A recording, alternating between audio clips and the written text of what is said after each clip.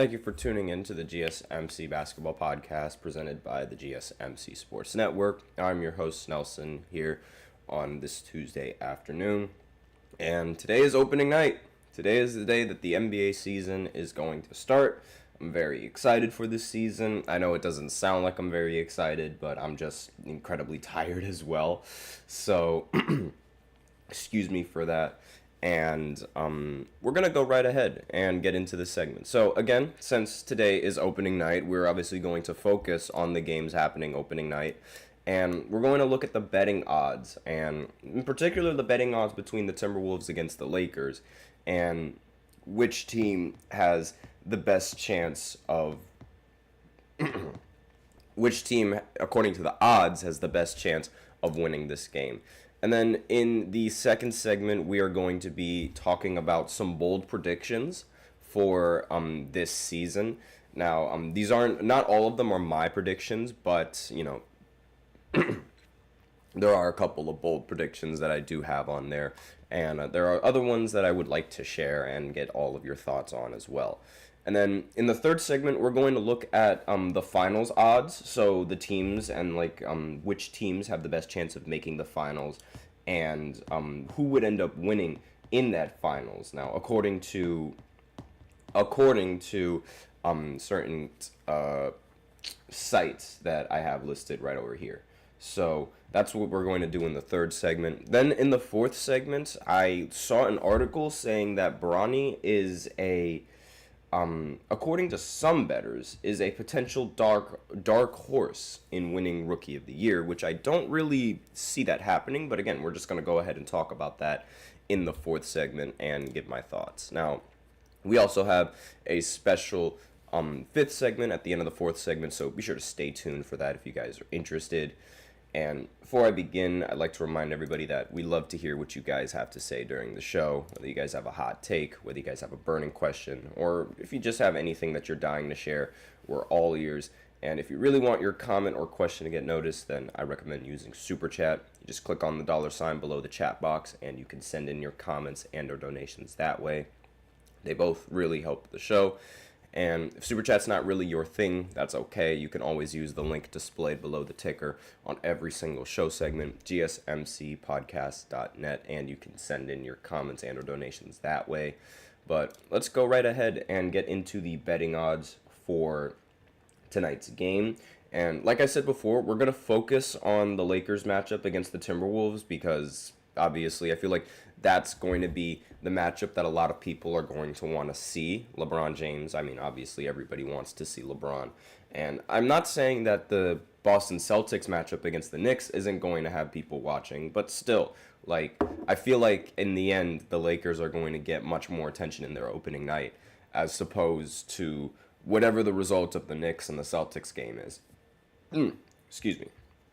So, obviously, the Timberwolves, they're going to play against LA in this opening game. No, I don't have Anthony Edwards. That's unfortunate.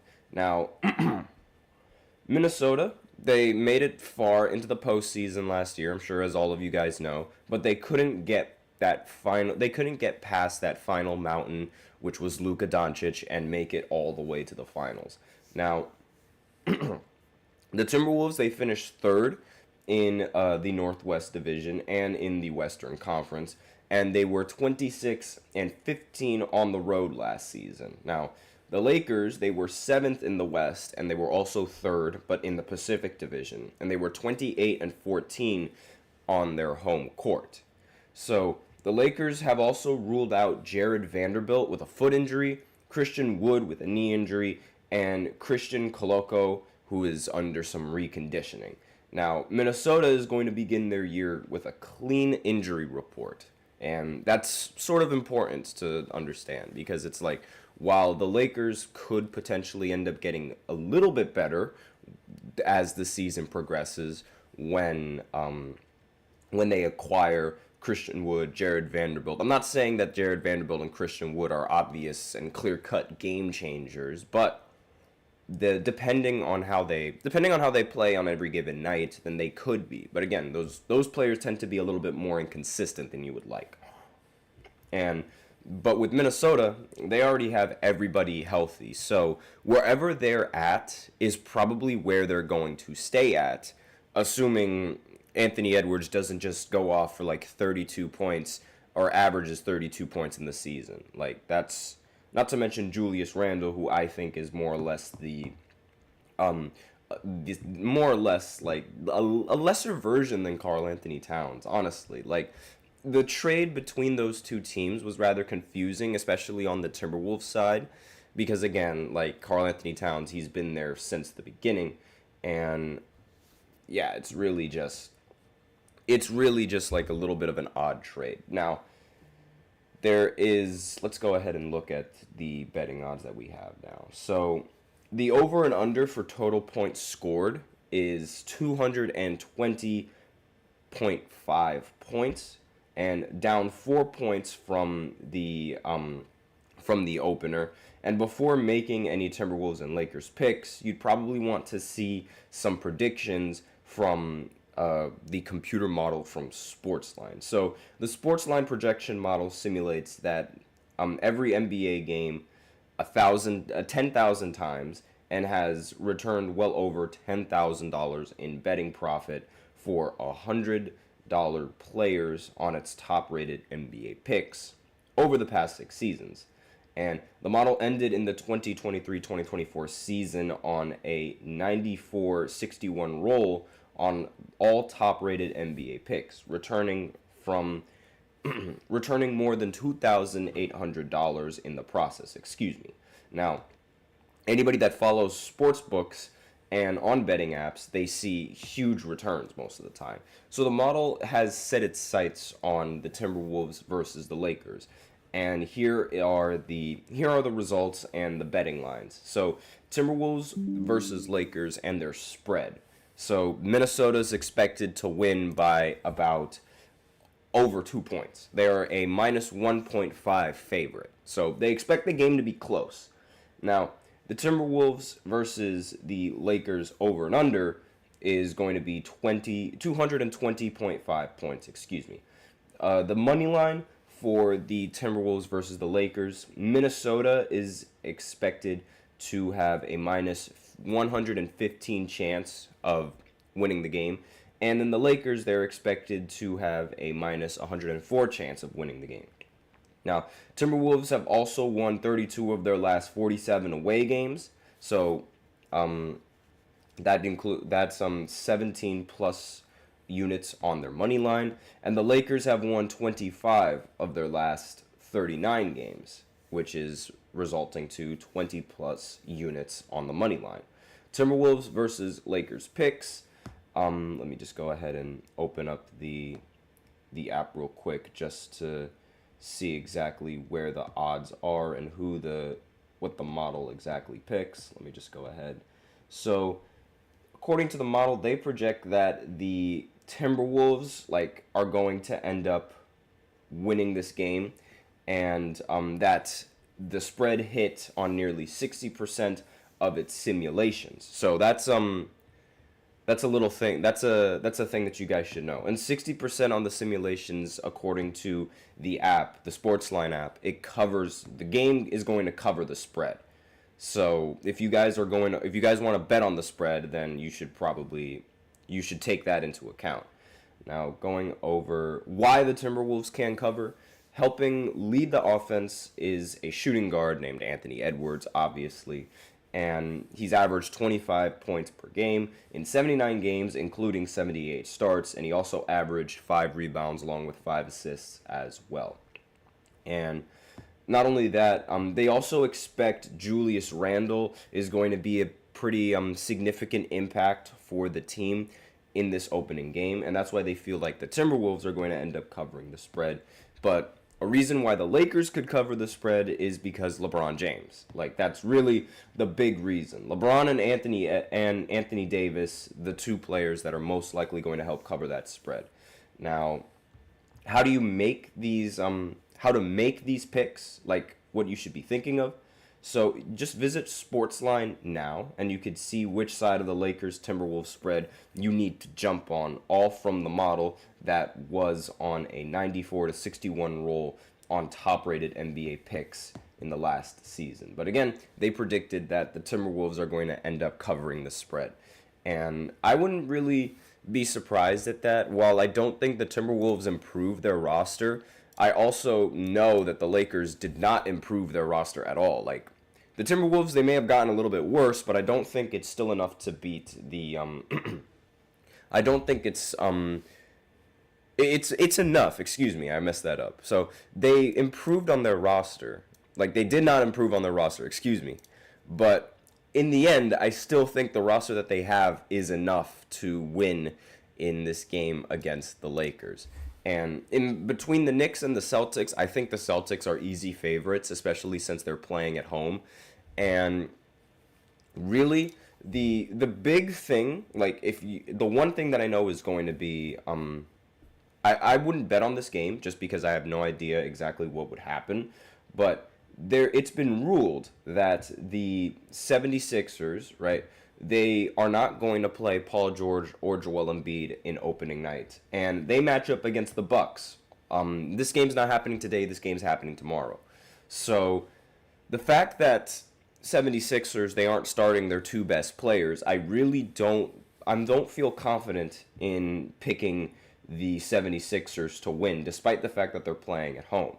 And, I mean, Tyrese Maxey is still going to be available in this game, but again, like, that's really going to be that's going to be a close one. But that's just food for thought for any of you guys who are interested in the other games that are opening night. I don't have time to go over every single one of those games, but again, like, all of these, the specific one that I wanted to bring up was the Bucks going up against the 76ers. So we are out of time for this first segment. So now we will go ahead and go into the second segment where I talk about some bold predictions for this season. So I'll be right back after this short break. Be sure to stay tuned.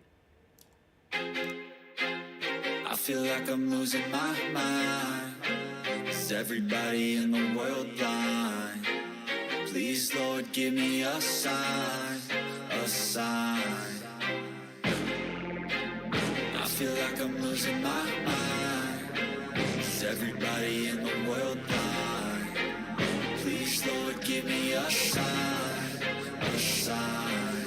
I wanna be the greatest. Everybody on the fake shit. I look around and feel like everybody is the fakest. I make this every day and I'm impatient, hoping one day I blow up from the basement. Statement, the top is so vacant. I don't hear shit that I think is amazing. Waiting for my day when I'm playing sold out shows for 1,000 faces. Hey, give me that crown. Get in my way and to be put down. It ain't your place, all this my town. If I want that shit, then I'll get it right now. I'm losing it, the noose it fits. Some losing shit, a stupid myth. You choose to live or choose to dip. You choose to fight or lose your grip and lose a gift. Oh. I feel like I'm losing my mind. Is everybody in the world blind? Please, Lord, give me a sign, a sign. I feel like I'm losing my mind. Is everybody in the world blind?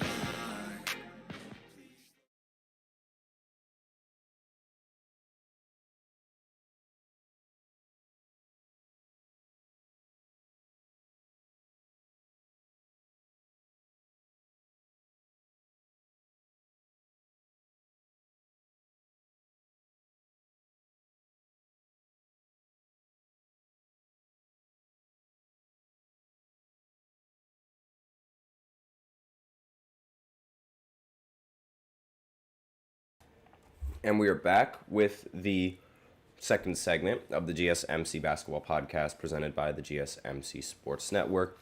And in this second segment, we are going to be talking about some bold predictions for this NBA season.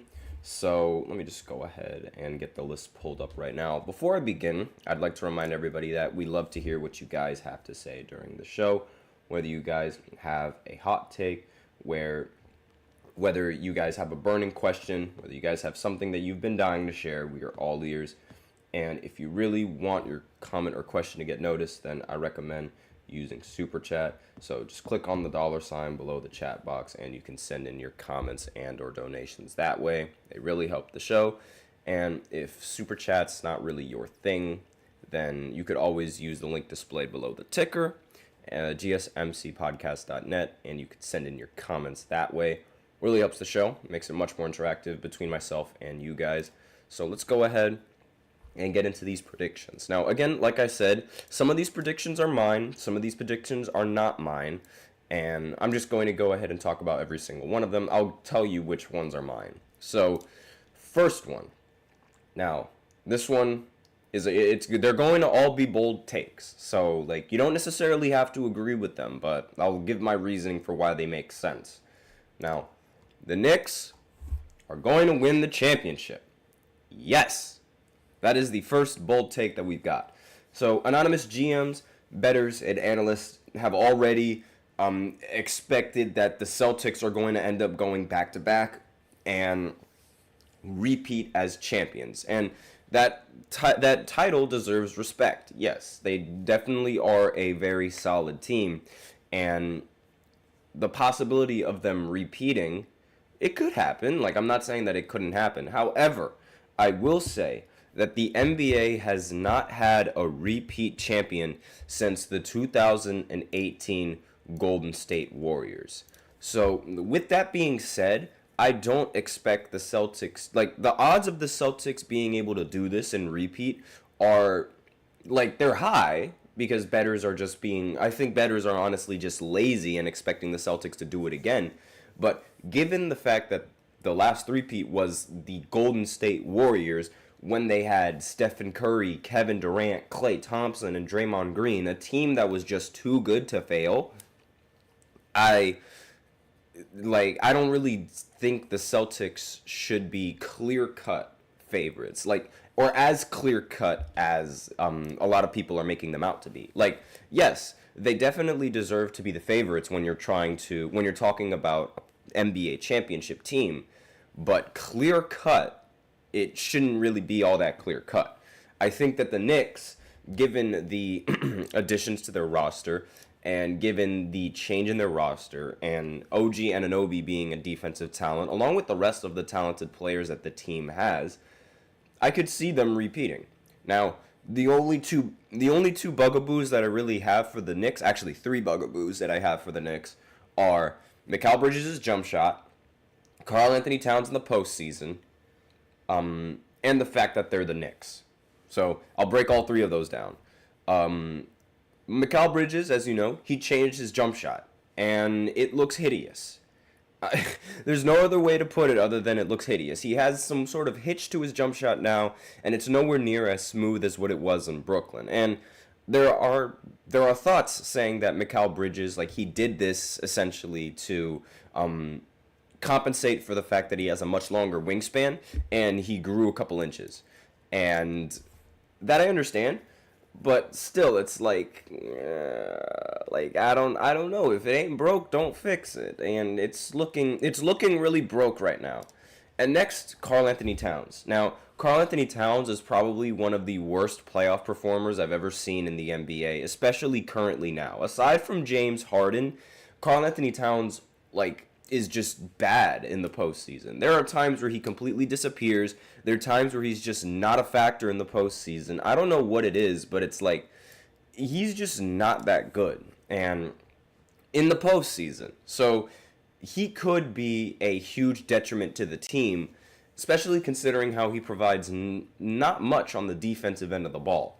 So we'll see how that goes. And then finally, they're the Knicks. I don't really think I have to explain much when I say they're the Knicks. Like, nobody really has faith in this team, and they usually expect the Knicks to end up blowing it in the end because that's just what they are. That's just the Knicks, and that's the notion that a lot of people go into it, and it is very real. They're incredibly unlucky, and it's just they find innovative ways to lose in big-time moments, and it's really just... It's not it. Like, it's just a very difficult, it's just a bad situation. It's a difficult situation, or it's almost like a curse. It's like the Clippers curse, if I have to compare it to anything. But aside from the Clippers, I mean, they're actually going to make the postseason this year. Now, next bold prediction we have, Nikola Jokic is going to win his 4th MVP. So he's going to win back-to-back twice now. And the reason why I think that this is bold is because voter fatigue is a thing. And a lot of people, they probably, at least from what I've seen now, they have SGA as the potential favorite to win Rookie of the Year. Not Rookie of the Year, MVP, excuse me. But I don't think SGA, while he is fantastic on offense, right? And he is a solid defender at the guard, I don't think his offensive value is as impactful as Nikola Jokic's offensive value for the Denver Nuggets. Again, let me know in the comments if you guys disagree. And other people, they might have Luka Doncic as a favorite. And Luka Doncic, he's always an MVP favorite at the start of the season. But then once the season starts, he slowly regresses down into like third or second or fourth in MVP voting. So I'm not entirely sure about that. Now obviously the Serbian, he's the only 3-time MVP who has never played next to an active All-Star or All-NBA player. So let that sink in. Most of the MVPs play with, and they have a very solid team.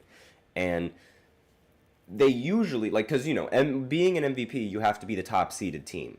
And, the best player on the best team tends to win the MVP. And the fact that Jokic has won it 3 times and has done it without an all-star on the team or an all-NBA player on the team means that his offense alone impacts the team and turns them into a winning team. Obviously, without Jokic, the team would be nothing. Now, you guys can make the argument that Jamal Murray is rather underrated, but in the regular season, it's not like he deserves to be that much of an all-star. I will say, there are other guards that play better in the regular season than he does. It's just, in the postseason, primarily against the Lakers, he just turns into Michael Jordan, but, only it's Michael Jordan on drugs or something like that. It's ridiculous. On steroids. It's incredible just how he plays in the postseason against the Lakers. And he's just not that kind of caliber player in the regular season. So the fact that Jokic has been able to win the MVP without having all NBA talent on the roster, it's very, very impressive. And I really think that he has the best chances of winning the MVP for this season. Now, the next bold prediction that I have is that, hold on just one second, that a guard is going to win Defensive Player of the Year. Now, what on earth was that? Hold on just one second. I just got... and let me go ahead and continue anyway. So, obviously, the Defensive Player of the Year, most of the time, is going to be somebody like a center, right? And it's usually a center. But in 2022, Marcus Smart ended up becoming the first guard to win Defensive Player of the Year since Gary Payton, and in 1996. But despite all of this, I do think that there is a good chance that a guard could win Defensive Player of the Year if it's not going to be Victor Wembanyama. Now, the 3 top picks, according to these sites, Jalen Suggs, Derek White, and Alex Caruso, they all made all defensive teams last year, and they all, if it was a guard, they all have the best chances of winning the Defensive Player of the Year with that. Now, the next bold take that I have, and hold on, let me just try and find him 1 second. Where's Victor? Oh, Victor's not here. That's unfortunate. That's not Victor. But anyways, the next bold take that I have is that Victor Wembanyama the hype train is going to get better. Now, this, I got a bold take that says the hype train is going to slow down, but I don't see that slowing down at all. I think Victor is going to end up being better this season. He's going to average more points. He's going to average more rebounds. I'm not sure about the assists because, Chris Paul is going to be the one taking those assists. But I do think he's going to end up averaging more blocks, maybe slightly more blocks. And still, he's going to lead the league in blocks easily by a wide margin. And it's I do understand that the NBA media is it's going to overhype a bunch of the new talent that just got in the league. and maybe they're going to try and move on from Victor as being their poster boy. I remember when House of Highlights, when LaMelo Ball got drafted, it was only LaMelo Ball highlights. It was like, there was a joke running around saying House of LaMelo Ball. And Manzano's in the chat saying, I have friends who are hardcore Sixers fans, and we always get into conversations. And they were talking about Joel, and they said if he was coming in the league, he would dominate Shaq.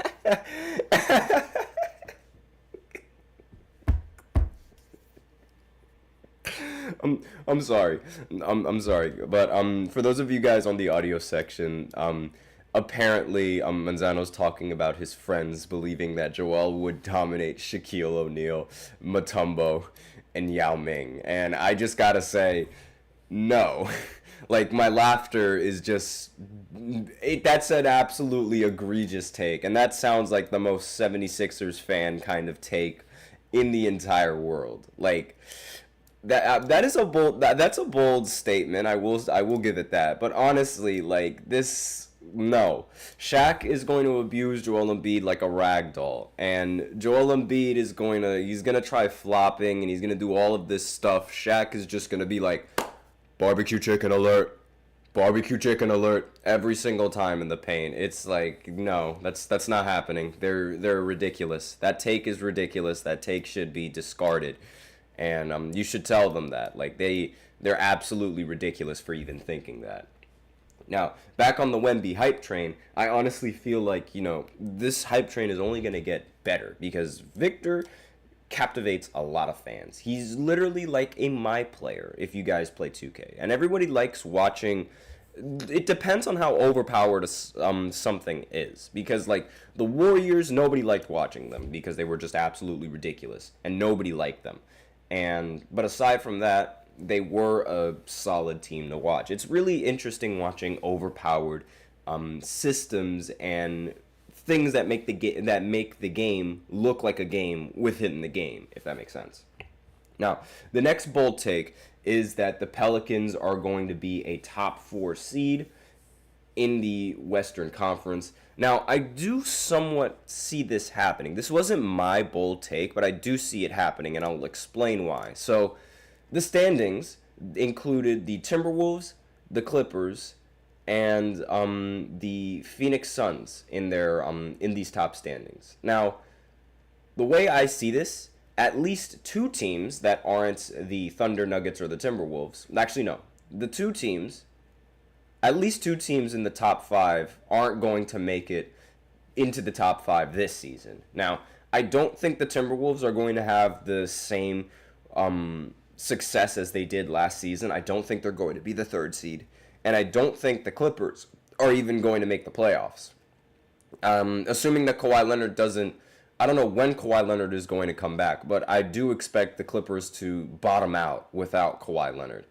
And because of that, that leaves 2 playoff spots wide open for the Western Conference. And I feel like the Memphis Grizzlies are going to take one of those spots. And the Pelicans, they do have a shot of taking that spot as well. And they could be a top 4 team. I don't really disagree with this take. However, I also see the Pelicans being able to move up in the standings as well. And as opposed to... No, I do expect the Kings to be able to move up in the standings as opposed to the Pelicans moving up in the standings. So I feel like that should be food for thought for any of you guys who are interested. And that's all that I have for this second segment. So now we're going to go ahead, and those are all the bold takes. So now we're going to go ahead and go into the we're going to go into the third segment where I talk about the finals odds for the season today and the teams that are going to have the best odds. So, looking for your daily fix of sports talk without having to pay for it? GSMC Sports Network is available on YouTube. Just search GSMC Sports Network. Get your fix of daily sports talk shows on YouTube, absolutely free. NFL, college football, NBA, MLB, MMA, UFC, fantasy football, and so much more. GSMC Sports Network has shows running all day long, with new sports shows starting every 2 hours. Just like on your favorite cable sports channel, except GSMC Sports Network is absolutely free. Just search GSMC Sports Network on YouTube to catch one of your new favorite shows, like the GSMC College Football Podcast, Chip Shot Football Podcast, Hoops and Heels Women's Sports Podcast, GSMC Basketball Podcast, and so many more. Check it out for yourself. GSMC Sports Network, now available on YouTube absolutely free. Search GSMC Sports Network on YouTube right now.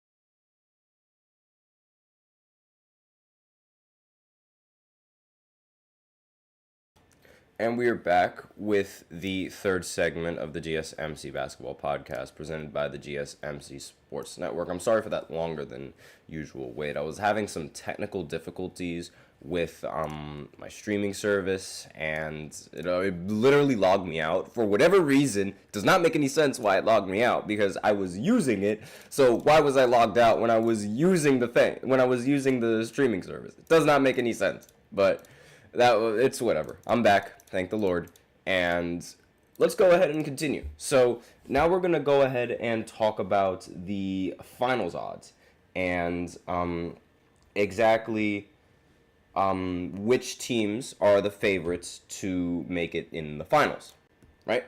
So let's go right ahead. Let me go ahead and pull up the odds and see exactly which team is the favorites and winning the whole thing. So let's go ahead. Now, the start of the season, right? It's officially going to start, and obviously, who's going to win the championship? That's the big question that a lot of people are going to place bets on rather early in the season. Because if you place them earlier, before anything even happens, like, the chances of you making money end up, they increase, because it was a bet that was placed so much earlier. And so hold on just 1 second as I email this teacher something very important.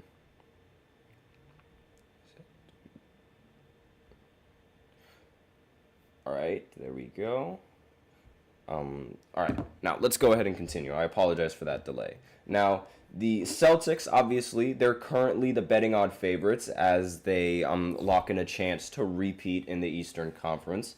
And despite the fact that the Knicks and the 76ers are loaded with talent, their path is, obviously their path is going to be much more difficult, but they're the clear-cut favorites for the Eastern Conference. So I don't really need to talk about the Eastern Conference all that much.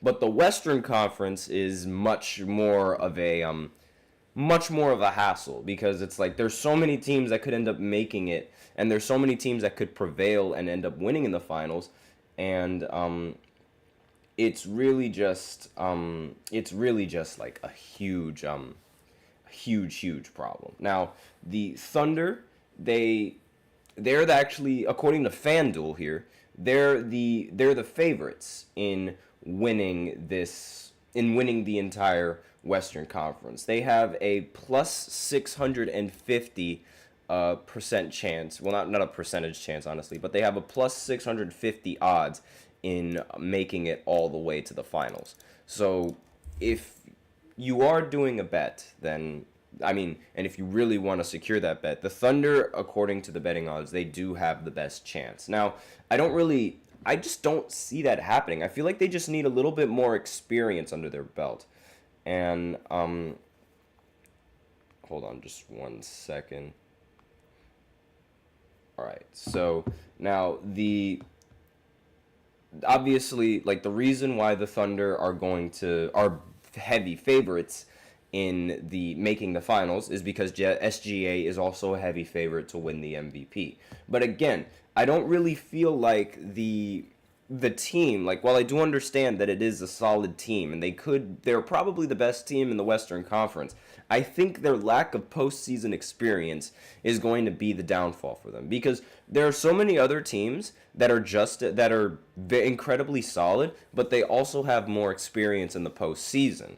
So the fact that the Nuggets, not the Nuggets, excuse me, the fact that the Thunder, they already made the postseason last year and they won a series. They won a series against the play-in team.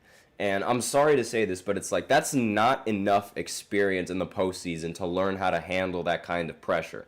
The only person on the team that can actually handle that pressure is SGA, who legitimately outplayed Luka Doncic throughout the entirety of the series. But everybody else was a major problem in that series. Chet was like nowhere to be found in that series. And I really don't, I don't know exactly, like, I can't really pinpoint exactly where or, like, what could go wrong, if that makes sense. But again, it's really, really, really, like, it's something that's just, it's something that's an experience problem. It's an experience thing, and I don't really expect a team that doesn't have that much experience to prevail as a team like the Denver Nuggets. Now, according to BetMGM, the Denver Nuggets, they have a plus 1,100 chance of making it to the NBA Finals.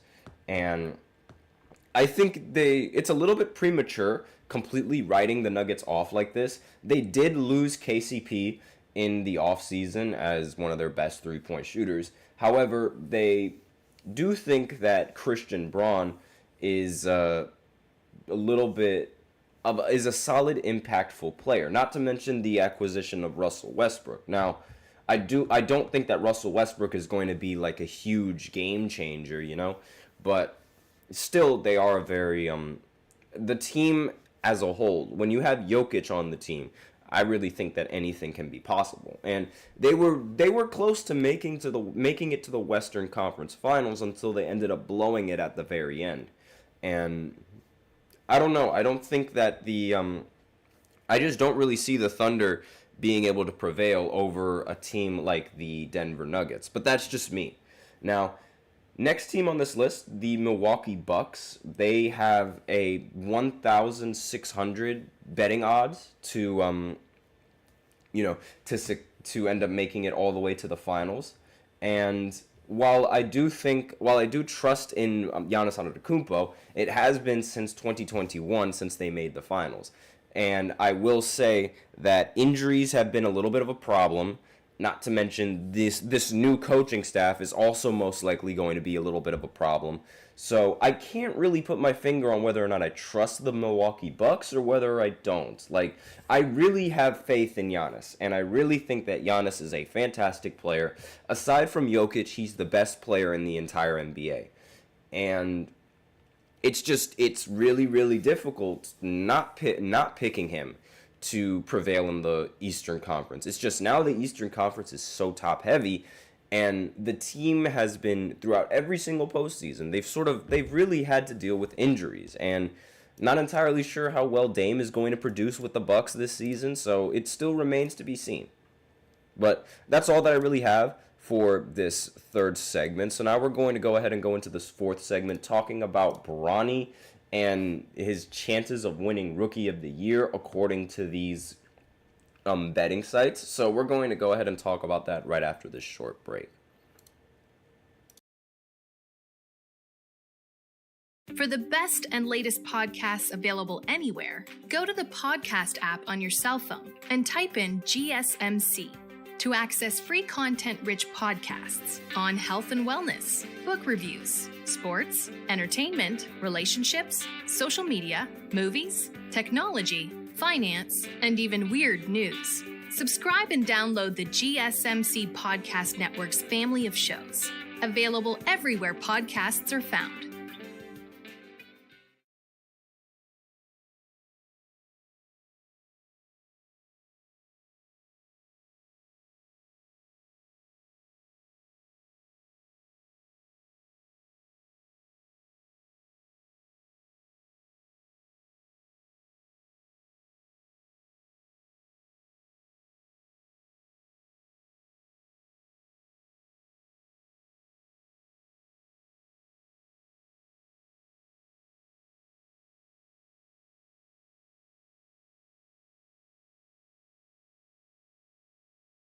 And we are back with the fourth segment of the GSMC Basketball Podcast presented by the GSMC Sports Network.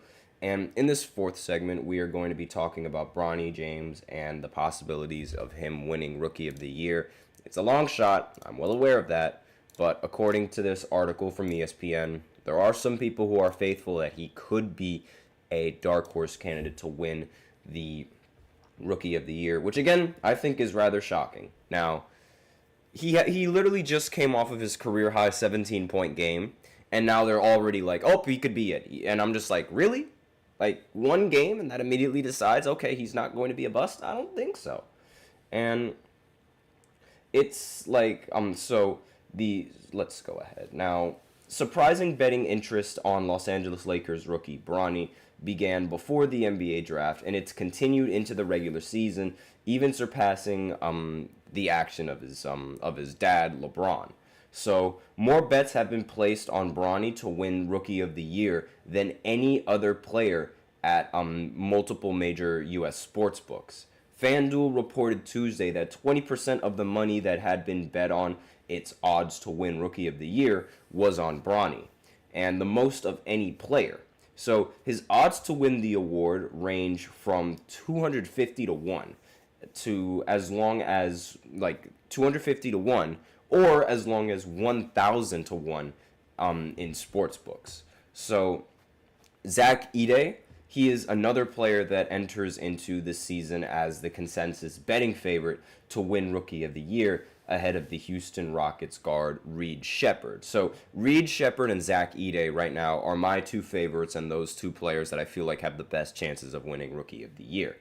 Now, James has also attracted more Rookie of the Year bets than Edey and Sheppard combined in FanDuel, which is incredible. Now, a big reason why I believe that some people are placing these bets on Bronny is because since the odds of him winning are so low, there's a good chance that the turnout, like the payout, will end up being a lot of money because nobody really expects Bronny to develop into a Rookie of the Year caliber player over specific favorites such as Reed Sheppard and Zach Edey, who have already shown significant NBA skill at this level of their career. So with that's I feel like that's a big reason as to why these a lot of these gamblers are placing their bets on Bronny just so that the payout can be incredibly huge. But again, I don't really see that happening. Again, Bronny, he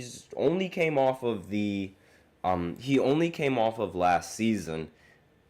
Not last season. He only came up of last Friday, where he ended up scoring 17 points. I don't think that one performance is the end-all, be-all, and that he's going to end up being consistent in the regular season, because we have yet to see consistency from him. Now, at BetMGM, there were seven times more bets on Bronny to win Rookie of the Year than there were on LeBron James to winning the MVP. And LeBron is around the 150 to 1 in order to win the regular season MVP. If you look at right now the odds according to ESPN Bet, Luka Doncic is the favorite to win the MVP for this year. And Zach Edey is also the favorite to win Rookie of the Year. Meanwhile, Victor is expected to win Defensive Player and Most Improved. So with Luka in the betting favor to win his MVP at plus 375, close to SGA's favorite, 400, and Nikola Jokic, 460. San Antonio Spurs is also expected to win. Victor is just expected to have one of the better years of his entire career. And a lot of people sort of expect the improvement to keep going, you know?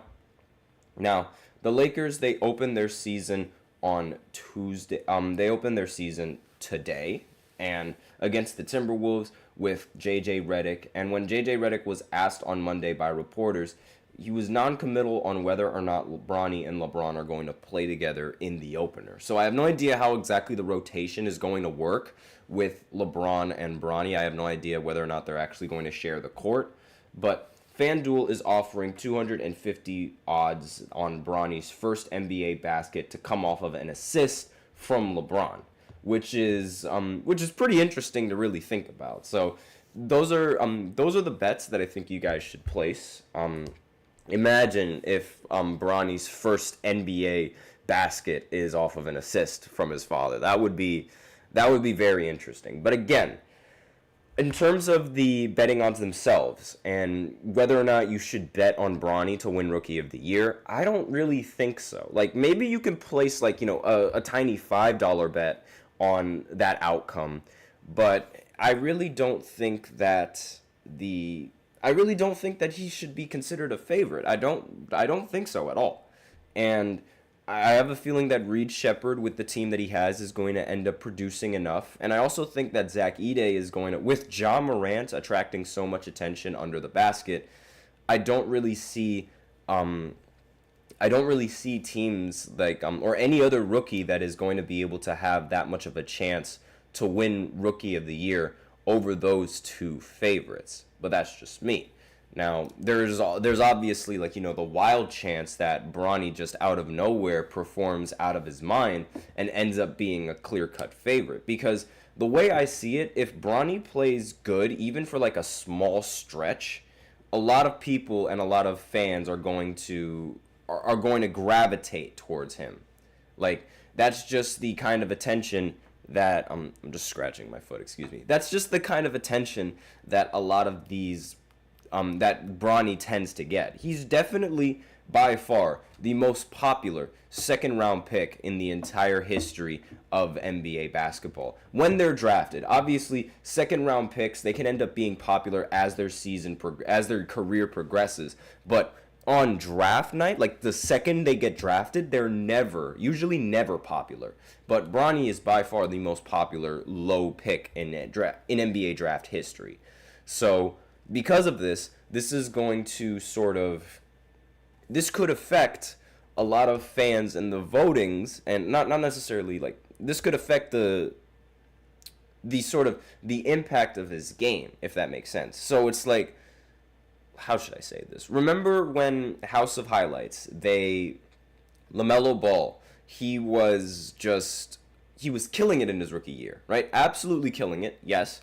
But there would be certain plays that would just get repeated from, like, there were certain plays from LaMelo, and it seems like, his play was a little bit over-exaggerated, if that makes sense. Like, you don't normally see any LaMelo highlights anymore. But because he was a rookie and because he was, like, the talk of the town, everybody was talking about him. So it's a similar sense with Bronny, where it's like, since he's like the talk of the town, everybody is going to be talking about him, especially when he plays good. And that's going to end up boosting him in the Rookie of the Year conversation. Because there's going to be more eyes on him than there are going to be eyes on Reed Shepherd and Zach Edey if Bronny is playing good. It's a similar thing to Victor Wembanyama. All eyes were on Victor, and everybody knew that Victor was going to be that guy to win the Rookie of the Year, as opposed to Chet, who was getting, he was getting some attention, but in the end, it wasn't all that much. So, really, that's my expectations. Like, if there's any wild chance that he ends up winning Rookie of the Year, that would be the reason why. But that's all that I really have to say in this fourth segment. So now we're going to go ahead and go into this fifth segment where I go over some contracts that were recently signed before the deadline. So I'll be right back after this short break, so be sure to stay tuned.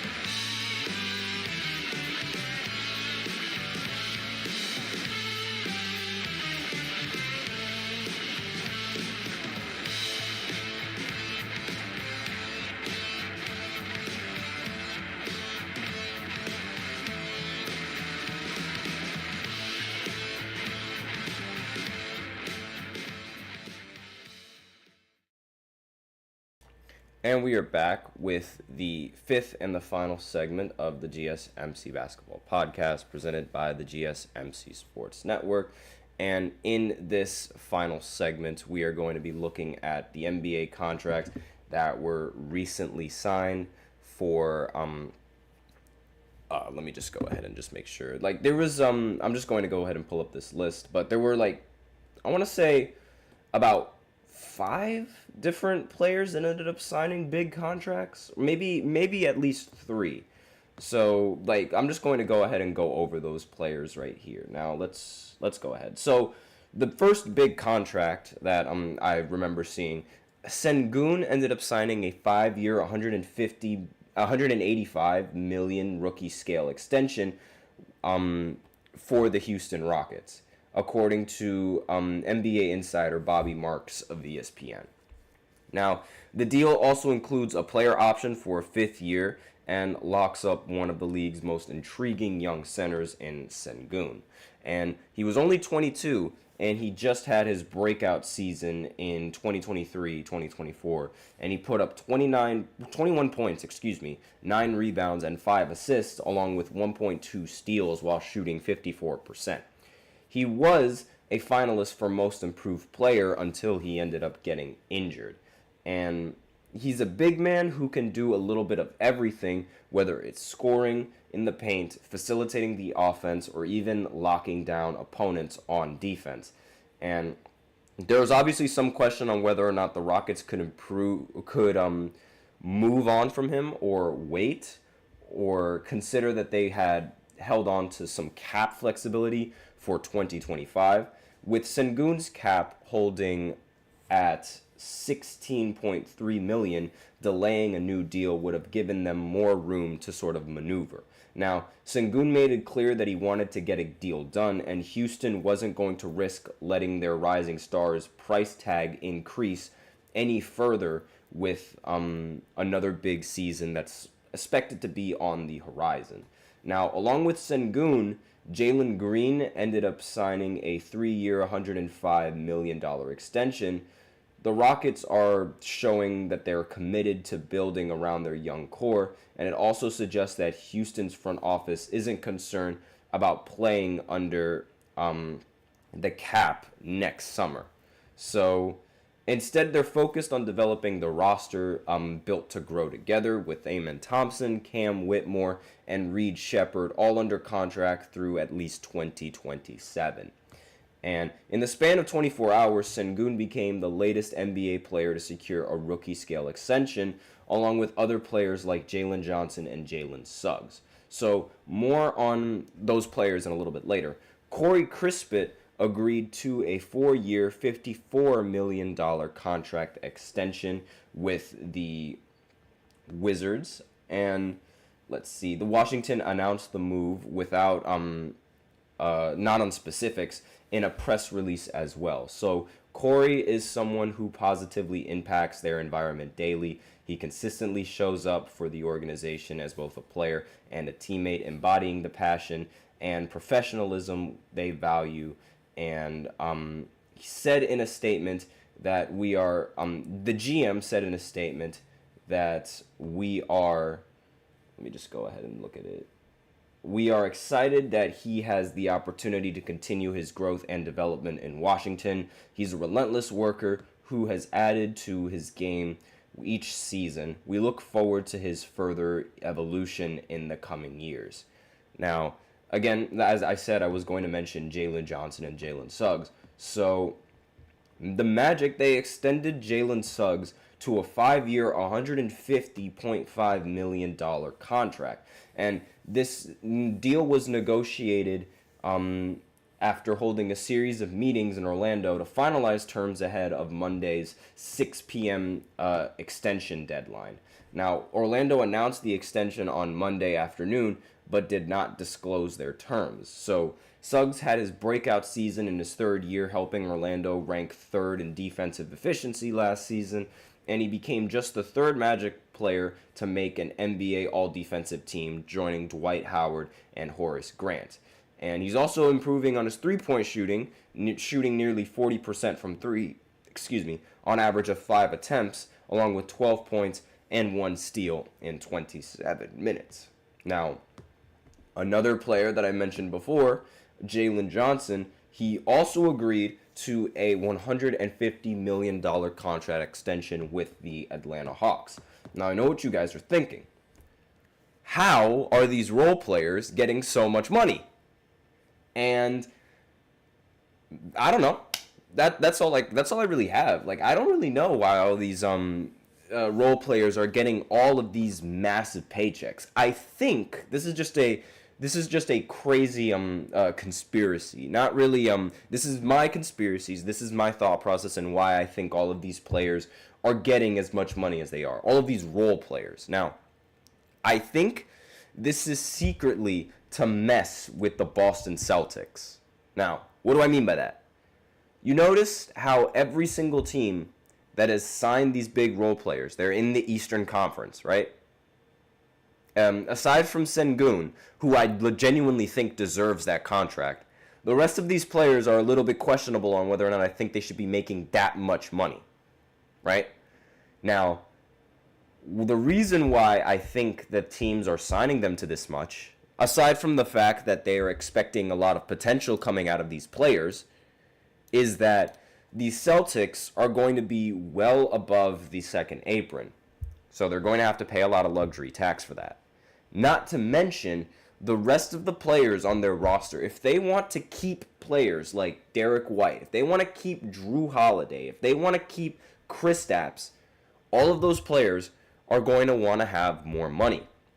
And they're going to want to be making way more than somebody like Jalen Johnson or Jalen Suggs. I can guarantee you that Derek White isn't going to stand for getting paid the same amount of money as Jalen Johnson, because I would imagine that he feels like he's more valuable and he's better than Jalen Johnson. Same with Drew Holiday, same with Kristaps Porzingis, meaning that the Boston Celtics are going to have to pay a boatload of cash if they want them to stay. And that would mean that they'd have to force themselves to playing under the second apron rules, which is something that a lot of executives and owners of franchises don't want to do. So the big problem and the big, how do I say this? The expectation is that they have to make a choice. The Celtics would have to make a choice on either getting rid of the lineup and rebuilding again, like with different players, or possibly forcing their hands and re-signing all of those players again, which is a very, very difficult decision to make. And I feel like these contracts only put the pressure on them all that much more. And that's just a theory that I have. That's just a random theory that I have with why these players are making this much money. But that's all that I really have to say, because we are running out of time. Thank you so much for tuning into the GSMC Basketball Podcast presented by the GSMC Sports Network. Your support means a lot to us, so remember to subscribe to the show, leave a positive review. It really does make a difference. We also invite you to follow us on Facebook, Twitter, TikTok, and Instagram for more content and updates. And as usual, please remember to use the link displayed below the ticker on every show segment, gsmcpodcast.net, or you could always use Super Chat. Either or helps, and either or it's guaranteed to have your comment featured on the show. Thank you so much for tuning in. I am your host, Nelson, and as always, take care.